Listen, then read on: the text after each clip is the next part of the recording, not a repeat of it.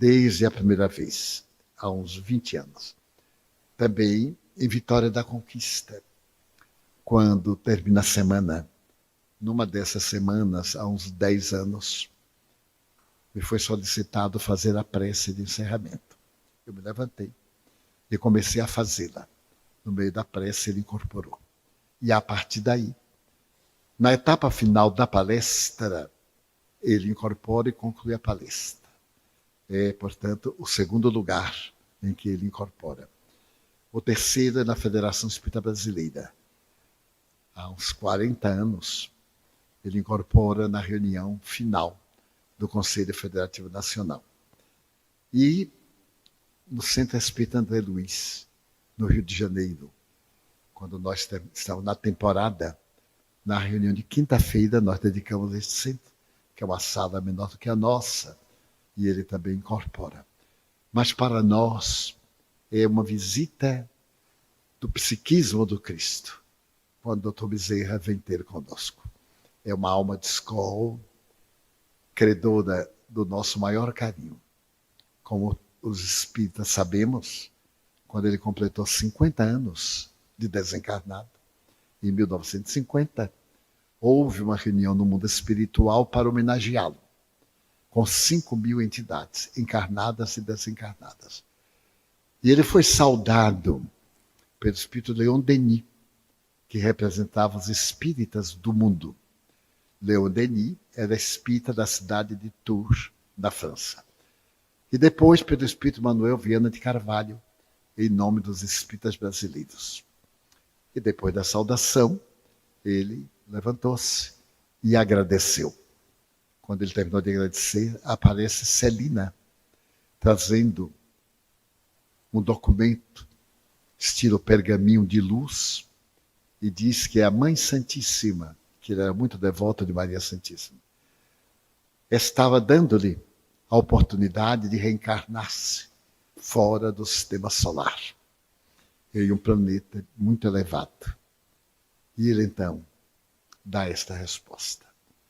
Minha filha, peça à Mãe Santíssima que, se eu tiver qualquer mérito, e ela desejar estimular-me a prosseguir, que eu quero pedir, enquanto houver sofrimentos no Brasil, que eu não tenha o direito de ser feliz, que seja destacado para enxugar as lágrimas da alma brasileira, onde quer que esteja. Que nas sombras que o Cruzeiro do Sul não pode iluminar, eu e uma equipe estejamos socorrendo os miseráveis, os sem teto, aqueles que se tornaram a indigência, que nós estejamos diminuindo as suas dores, porque não é justo que eu seja feliz e os meus irmãos desventurados. E então, aparece naquele semiteatro grego uma mão enorme com uma pluma e escreve no ar: o teu pedido é aceito, ficarás no solo brasileiro. Eu viajo muito e fui encontrando brasileiros em inúmeros países, não em todos onde eu estive. E alguns começaram a fazer o culto evangélico do lar e levaram o psiquismo de Dr. Bezerra. Todos onde eu estive, 71, Dr. Bezerra é amado pela ternura dos brasileiros. Os centros dão-lhe carinho, reverência e respeito. Quando ele completou 100 anos, no ano 2000, ele foi novamente homenageado. E então ele disse: enquanto a América Latina estiver numa posição de padecimentos e não se encontrar equiparada às grandes nações do mundo, eu não tenho o direito de ser feliz. Rogo à Mãe de Jesus que me permita ficar socorrendo os não desenvolvidos. E foi atendido. Então esta é a prova, e aquele que perder a sua vida, que a der, ganhá-la. Aquele que a tomar, perdê-la, como disse Jesus.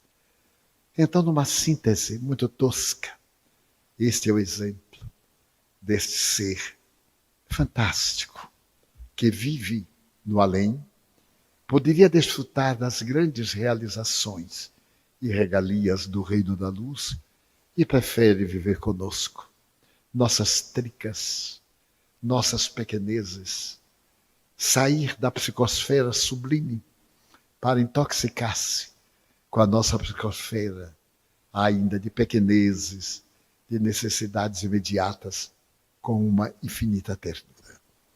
Nós temos um livro publicado pela Federação Espírita Brasileira das comunicações que ele deu na FEB. Chama-se Amor, Sempre Amor. Então, nesta noite, que nós estamos diante do quarto poder, que é o poder das facções de bandidos, que o nosso bairro está tão afetado pelas revoluções do ódio, pela dominação das drogas, porque estes pobres são muito infelizes. Não são eles os chefes das drogas. Alguns deles estão em altíssimos postos do país, no mundo inteiro. O FBI demonstra que esses são as mulas, os pombos que levam a carga. Mas os grandes facínoras estão no poder, fazendo leis absurdas. Nas alfândegas, prendendo às vezes pessoas ludibriadas, que são contratadas para levar uma droga a Portugal, a Paris, para ganhar 10 mil reais. E arriscam a vida e são presas. Porque tudo isso é um conchavo. Eles notificam a aduana. Porque uma amiga minha foi gerente da Varig em um país europeu. E então, ela sabia, quando vinha uma dessas mulas, pessoa contratada, a polícia do Brasil informava. Como é que a polícia podia adivinhar? Porque a pessoa foi preparada para ser presa, fazer um escândalo, dar a impressão que todo mundo estava vigilante e passarem as altas cargas pela alfândega, sem ninguém ver. Em São Paulo, ficou célebre a máfia das malas perdidas. O indivíduo entrava com 5 malas, na hora da saída saía apenas com uma. As outras, os funcionários da rede separavam. Por isso que a droga entra com maior facilidade. E o Brasil, infelizmente, é corredor da droga do Paraguai, da Bolívia, da Colômbia. Por isso, muitos países, como a República Dominicana, existe visto de brasileiro. Como o México exigia, agora parece que não, até há 1 ano. E a fiscalização no brasileiro era humilhante. Mas porque tudo era oficial. Então, quando nós vimos esses escândalos assim, foi preso uma senhora, foi preso, um escândalo levando droga. Coitadinho. Foi tudo combinado, porque aí distrai e passa um barco de droga. Um submarino deixado próximo das praias. E as organizações pescam.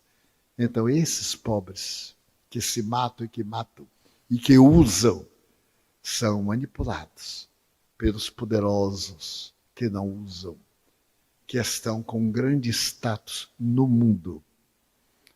Então, ontem e hoje, o nosso bairro foi afetado porque teria sido assassinado um jovem irmão de um chefe de uma gangue.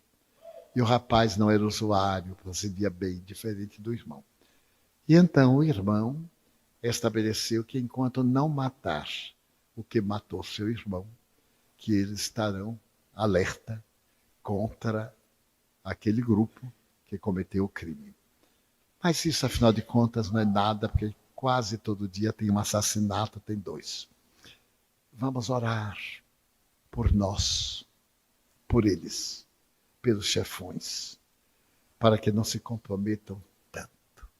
Por esses chefões, chefetes, e por aqueles chefões poderosos, os grandes poderosos, que, em verdade, administram a droga no mundo inteiro, numa das organizações mais perfeitas que existem.